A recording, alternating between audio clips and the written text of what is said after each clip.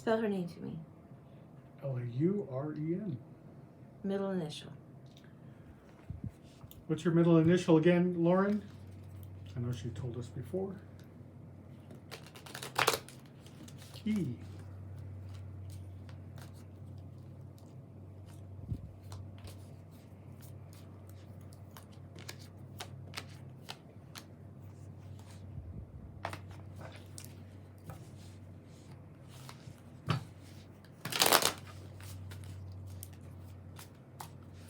I'm getting something about difficulty from the moment of delivery, like you came breech. You came in the evening, you came late. That's very specific and weird, but you came breech, you came late. It was work to get you here. It was very difficult for you and the mother going forward to get you here. What else we got? E for Elizabeth.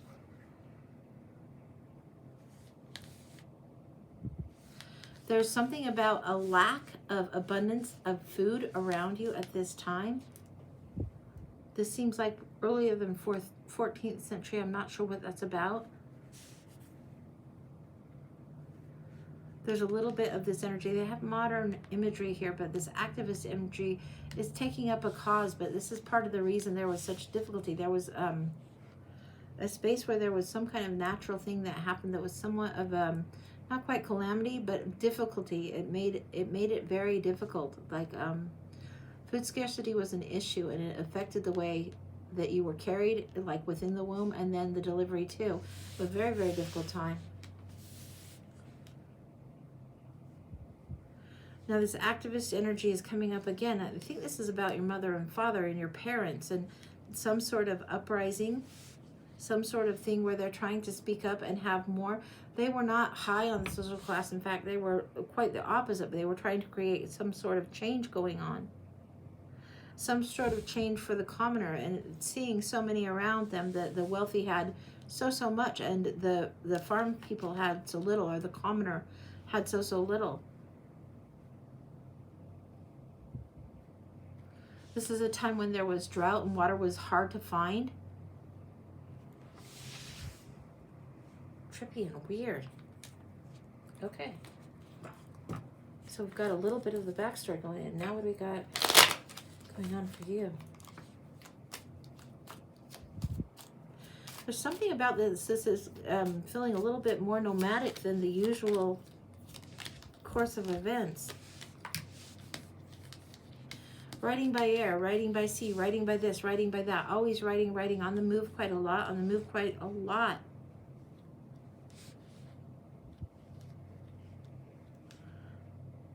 This is something about working with the animals and the elements around and going to where the need would be. I don't know what that's about.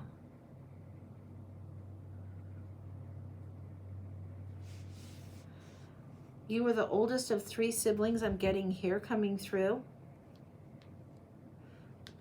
There's the breach of the birth that about did things in, but your mom carried again. You're the oldest of 3. It's 3 girls. Your dad had a lot of estrogen floating around for his family, but I think your dad worked with going where the water is and going where the animals were. I don't know if he worked with herds or if he was more like animal whisperer. He balanced things in the water areas. You learned what was going on. You paid closer attention to what was going on with those that were the creatures around, the lesser creatures around, and then you offered up the water. You were the animal whisperer. How very bizarre. Your parents were more like nomads. They would find, like, if there was cattle or sheep or animals and herding type things that need to be moved, they would help move those through. They would understand the farmlands. They would understand how to direct that, but you would understand how to Dr. Doolittle the fuck out of the situation. It's like you would be the animal whisperer, the one with the offering, marching through very, very strongly, like unafraid of any big animals or small animals. You would just like march right in the middle of the herd.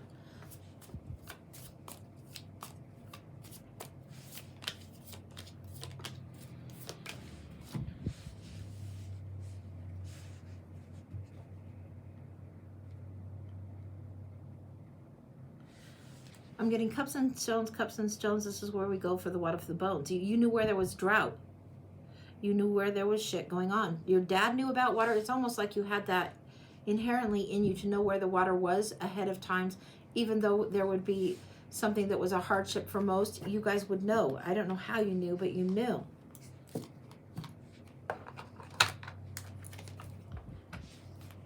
You know when the seasons were about to reverse, what you know how long this was going to last.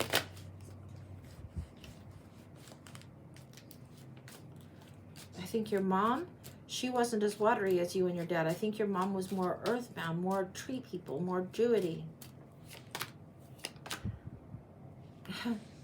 Yeah, your mom had high priestess type energy all over the place, and your dad had clarity. And between the two of them, they knew how to balance things and figure things out quite clearly. They carried you and your siblings forward in this nomadic sense, but also very, very enjoyable sense of working with animals and places and spaces all the time, all the time, all the time. Trip and a half. See what's going on in Llewellyn.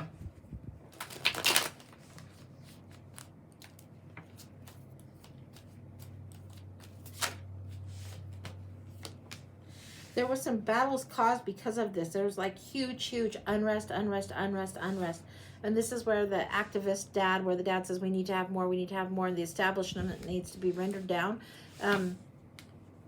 It needs to be taken down. Taking down people that were greedy fuckers in the establishment.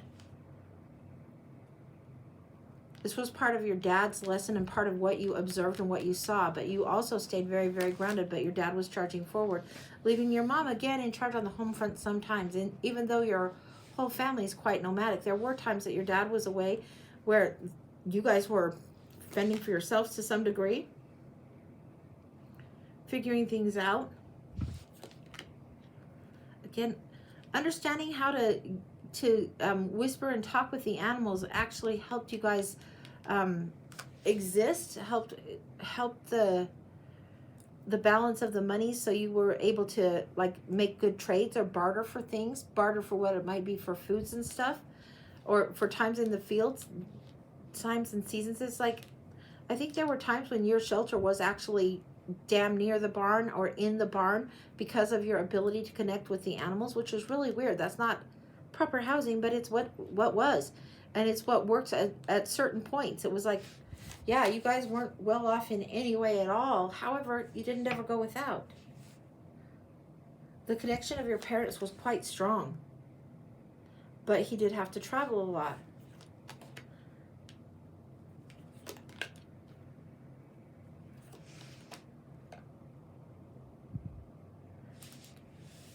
Now, I'm getting a little bit of history on your mom in this one. That your mom's family thinks she married beneath her station. They didn't think your dad was a good fit, not well enough to do. Your mom knew what she was getting into. She totally knew what she was getting into, and she knew she'd have to be away from her grove, is what I'm getting, her sacred space, her grove, where the family, the ancestors, the trees, the sacredness of her space was. She knew she would be away from that. She knew that period of time was over for her, and she knew she was ready to walk with the nomads. That would be your dad. It was her decision, her choice, and she chose him. It made for happiness for you and your siblings quite a bit, but as the older sister, a lot was put on your shoulders. A lot was put on your shoulders on this. What else did you do getting older? Getting older. The circle of the three of you as siblings was really quite tight. Because of the strangeness of the way you guys operated. It was strange even then, is what I'm getting. It was unusual even then to be so nomadic. One of your sisters had aspirations for more stability, more home life, wanted something more stable. Yeah, she wanted the finery, wanted things more stable. She wasn't digging all of this nomad life. There's going to be a separation of you and one of the sisters going up. It's not so much this the battle, it's just that she actually marries first, even though she's not the eldest. She gets married off because she's pretty much done and just like worn out from this situation overall.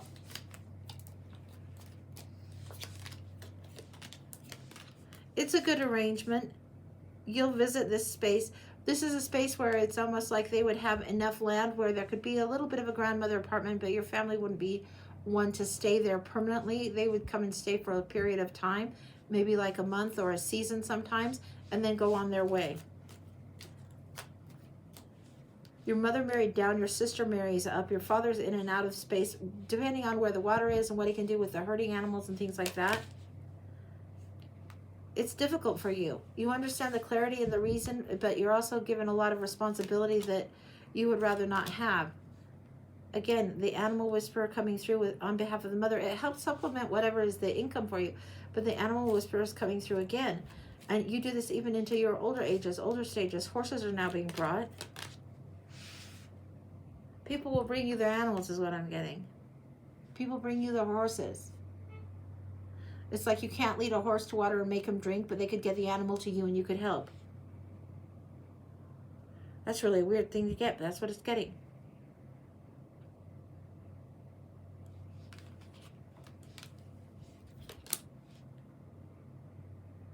There is an opportunity for romance, for something deeper, but I think you shut it down and you're quick to deny it. It felt like you understood that your purpose in this particular life wasn't to just have more kids. It was not to just get married and do this. You felt a really strong connection with what you were doing. There was purpose in what you were doing. It was helpful. It was necessary.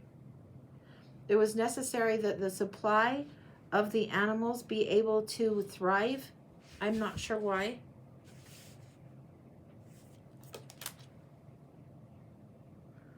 You would spend a lot of time walking on your own. This is a traveling on your own. You would walk and pace the horse. It's like if somebody brought a horse that was like uninspired, sick or ill, or a horse that was not doing well, they'd bring the horse to you and you would walk. And you wouldn't return until you and the horse were like on the same page. Really weird. That's the truth of it. You would walk. You were very, very much able to see things that others wouldn't about what was going on with the animals, with the birds, with everything. You were super, super connected. You were the animal whisperer, not just a horse whisperer, but the animal whisperer. Your parents were really thrilled about this. Your mother didn't expect this gift, but she's seen it before. There was some kind of connection, some kind of sacred promise made that was in your mother's line about the one that would come through that would do this. And your mom didn't put it on you that this is your gift and you have to do this and you can't have your normal life. But it was understood. You knew this, and it was something that you, when you came into your talents and gifts for doing this, you didn't get in the way and block it, and you didn't expect, okay, everything has to look normal. Your one sister wanted normal.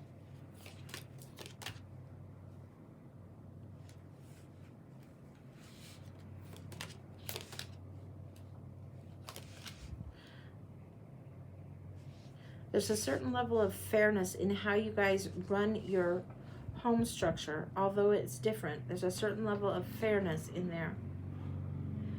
Your other sister was more about fairness, about helping your mom in ways that were more inside the home rather outside the home.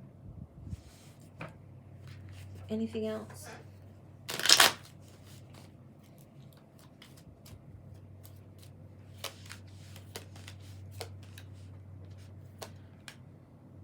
This was your preference to walk this way rather than to battle or do conventional stupid battles.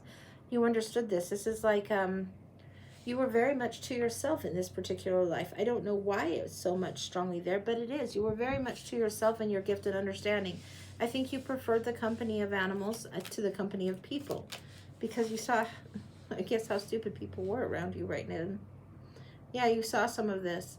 And although your dad was trying to fight for social change and activism and all of this, I don't think that's where you felt the call at all. As you got older and older, you were a little bit of a weirdo. A little bit to yourself. Not necessarily ostracized, but withdrawn. There's a difference. You weren't like ostracized and people shunned you. More quite the reverse. It was like, I don't think I want to deal with these people.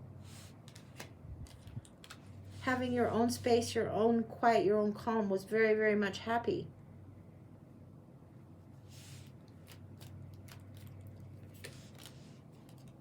There's a season you go to your mother's people, you connect with what you need to connect to. It's a short visit, very, very short visit. It's down in the year, in the harvest time of the year. You go down there, and it's all of a sudden that you're getting like lots of awakening going on.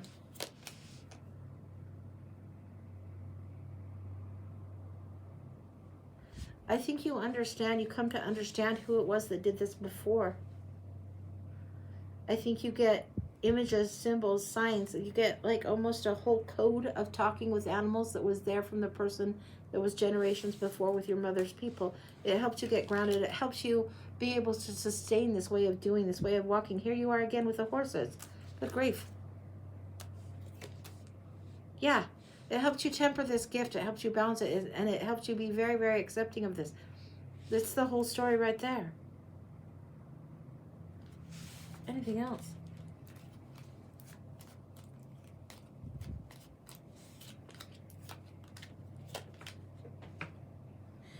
Just that there is victory in doing this. You are committed to walking this path. It's almost like somebody that would, if a nun commits to a convent or a priest commits to being a monk or whatever you want to call it, you are committed to this in this particular time. It's necessary in this particular time. And it helps whatever it is going on within the countryside for you to have this peaceful effect on the animals. You have victory on this, and you are celebrated and elevated in time because of this, because your reputation grows. You are known for this, and they know to bring you animals or to get you to their place if they need to get you to their place. And this is what you defend always. That's where you fight. That's where your purpose is. That's complete. That is the way you walk. Yeah. Wild. I don't know what that's about. I'm glad it wasn't filled with murder and mayhem, because sometimes they are. But this is, yeah. Wow.